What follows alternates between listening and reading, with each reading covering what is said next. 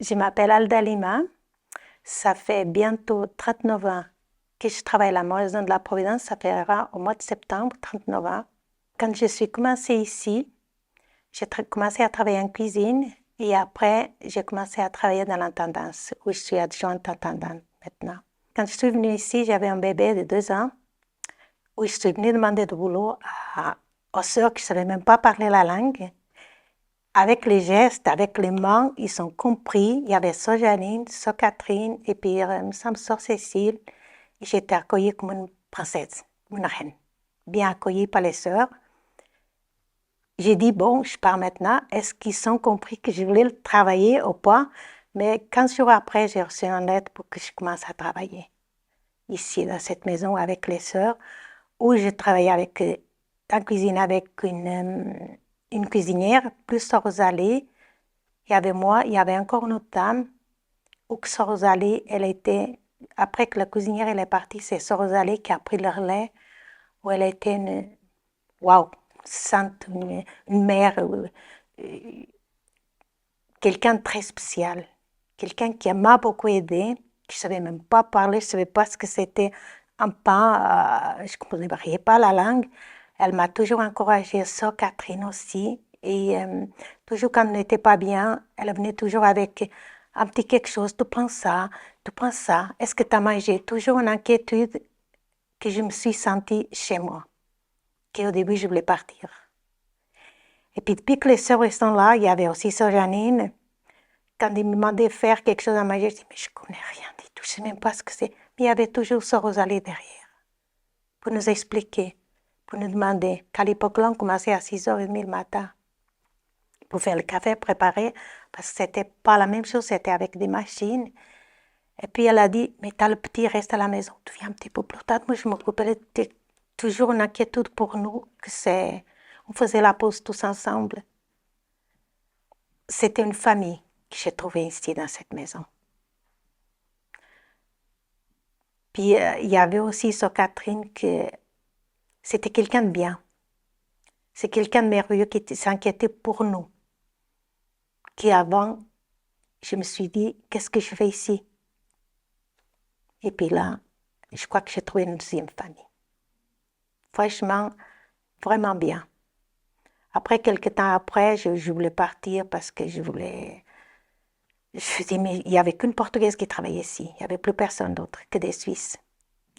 Après sont venus les Italiens, les Espagnols. Puis après, ça a commencé à rentrer petit à petit des Portugais.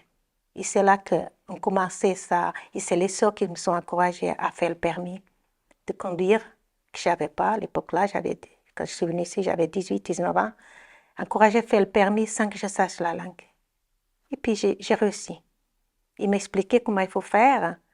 Le matin, de bonne heure, tu te lèves, et tu dis, si tu ne sais pas, c'est un dictionnaire, il va voir là-dessus. Et j'ai réussi à le faire, grâce aux sœurs aujourd'hui. Et je le dois beaucoup à ces gens-là. Je ne les oublierai jamais. Ça faisait pas longtemps que j'étais en Suisse. J'étais en Suisse, ça faisait 2-3 ans, parce que j'avais un bébé de 2 ans. Et puis je m'ennuyais tellement à la maison qu'un jour, j'ai dit, je pars. Je sortais la porte de la maison et je me disais, par quel côté c'est le Portugal? Je ne savais plus pas de quel côté c'était, droite, à baisse, de quel côté. Puis un jour, le mari, il est parti travailler. Je dis, mais moi, je vais à la Providence. Puis je suis venue toute seule, sans savoir parler. Puis j'ai dit, voilà, c'est là où ces 3 dames-là, ils me sont ouvert la porte. Voilà, Alda, t'es chez toi. Et j'ai beaucoup aimé ça.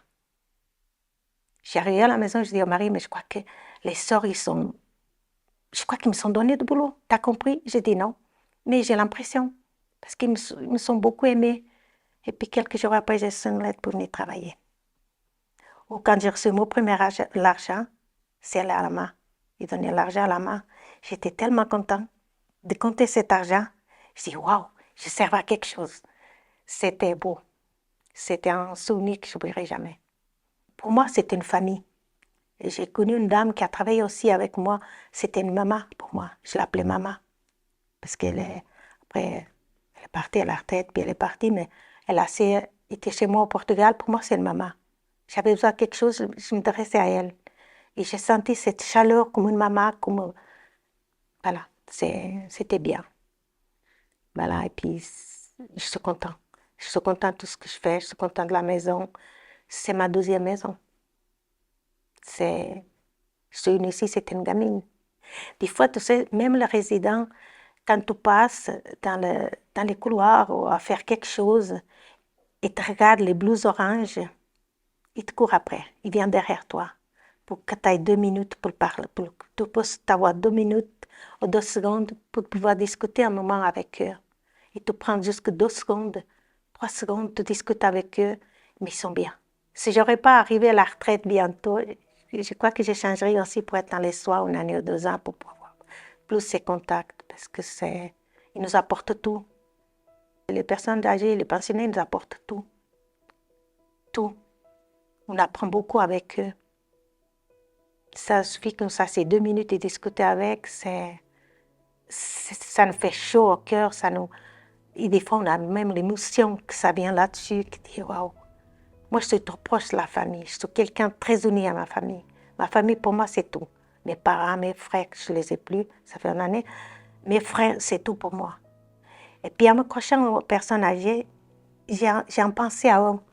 Ces étés-là, c'était la même chose. C'est ça.